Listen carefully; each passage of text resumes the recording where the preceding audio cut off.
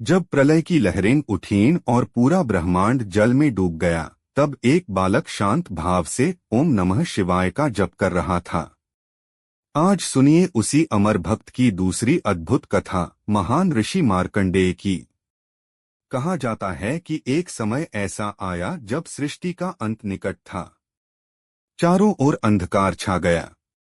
पृथ्वी, आकाश, पर्वत, वृक्ष सब कुछ प्रलय के जल में समा गया।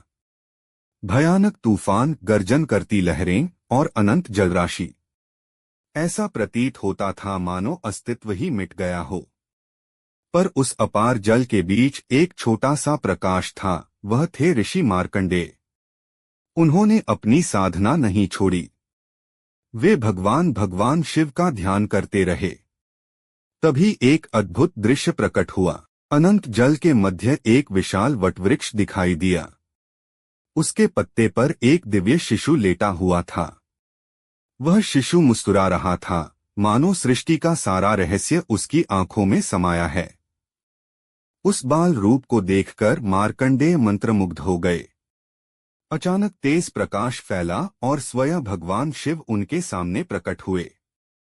उन्होंने कहा, हे मार्कंडेय, यह प्रलय भी मेरी लीला है। सृष्टि का नाश और पुनः निर्माण सब समय के चक्र का भाग है। जो मेरी भक्ति में अटल रहता है, उसे किसी भी प्रलय का भय नहीं होता। यह सुनते ही प्रलय का दृश्य लुप्त हो गया। फिर से पर्वत, नदियां, वन और आकाश प्रकट हो गए। ऋषि मार्कंडेय समझ गए कि उन्होंने ईश्वर की अनंत शक्ति का दर्शन किया है।